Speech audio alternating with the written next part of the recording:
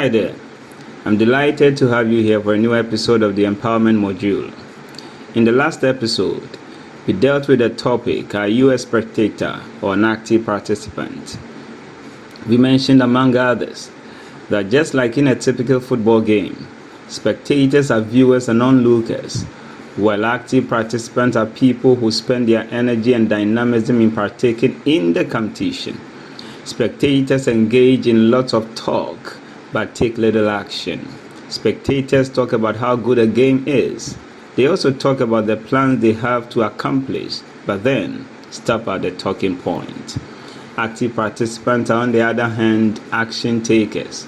They do some talk, but take lots of actions. They understand that to be successful, they have to make things happen. The action they take is typically consistent, massive, intelligent, and creative. Now, in today's episode, I bring you a message I have titled 3-Dimensional Investments to Greatness. Kindly subscribe to our channel, as that encourages us to come your way weekly with inspiring content. Now, let's go into the message. Greatness is a stupendous trait which is achievable, but only few will actually achieve it. The reason is that only few are willing to always follow through the principles that produce greatness, though many desire it. In this episode, I shall share with you 3 key investments that every person who desires greatness must make according to some studies that I have made. The first is connection to spiritual roots. This must happen in order to sustain your fruit-bearing ability. We must acknowledge that we need help from God, who is our spiritual source. Because when the Lord is your shepherd, you shall not want of anything, and goodness and mercies shall be following you all the days of your life. And this is according to the book of the Lord, Psalm 123. For to be spiritually minded is life and peace, and to be carnally minded is death. It is noteworthy that we cannot step into fullness until we are in relationship with God. It is saints whose prayers ascend to God, according to Revelation chapter 8, verses 4. Now, the second thing I'll talk about here is intellectual investment. Knowledge, they say, is power. The more enlightened you are in a subject matter, the greater the level of command you gain. It is Bishop David Oyedepo who said, to be informed is to be transformed, and to be uninformed is to be deformed. In Isaiah chapter 5, verses the number 13, the Bible says, therefore my people are gone into captivity, because they have no knowledge, and their honorable men are famished, and their multitude dried up with thirst. If there is one thing that is common to all great people, it is the desire for knowledge and the unflinching search for information. It is imperative to gain a working knowledge of the demands of any venture you are embarking on. It is information that gives value to any vision. Information is the vehicle with which every vision is driven to its accomplishment. The lack of intellectual investment is what has caused the collapse of many ventures and the crash of many ideas even before their birth. And wisdom and knowledge shall be the stability of thy times. This is found in Isaiah chapter 33, verses the number 6. Wisdom and knowledge are stabilizers of destinies, and every vision is stabilized on wisdom and knowledge. Bishop Oyedepo said this. Access to valuable information is the guarantee for sustainable success.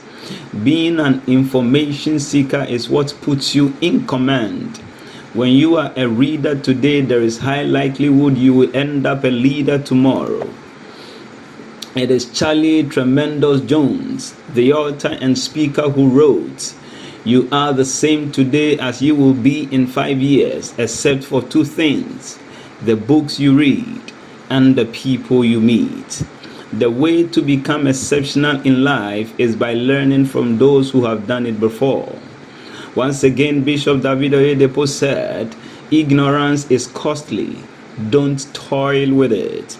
There is no mountain anywhere, for every man's mountain is his ignorance. Proverbs chapter 10 verses 14 says, wise men lay up knowledge. Now the last point to share of our investment is physical investment.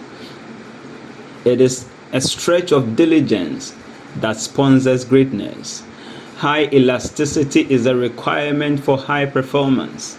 It takes hard work to fly high, and every success story is traceable to high-level investment in time, effort, energy, and resources.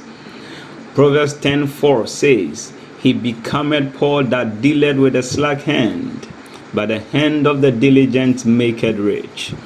Even Jesus in John chapter 9 verses 4 said, I must work the work of the one who sent me while it is day, for the night cometh when no one can work. Jesus also said in Luke chapter 12 verses 50 that how I am stretched until it be accomplished. The point is, until we are stretched enough through diligence, we can't be spread effectively and expansively.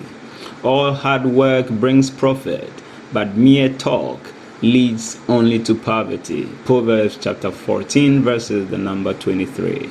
Mere talkers have never ended up great, because labor is one of the essential ingredients to every greatness. A person who is not working will eventually end up begging. The brightness of the color of your destiny is in how much investment you are making in the work of your hand. Things only work for workers. There are no shortcuts anywhere.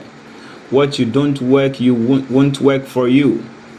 To wrap up, these are the principles that we would not like to miss in our quest for greatness.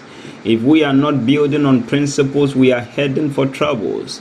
Therefore, we are either building on principles or heaping up rubbles.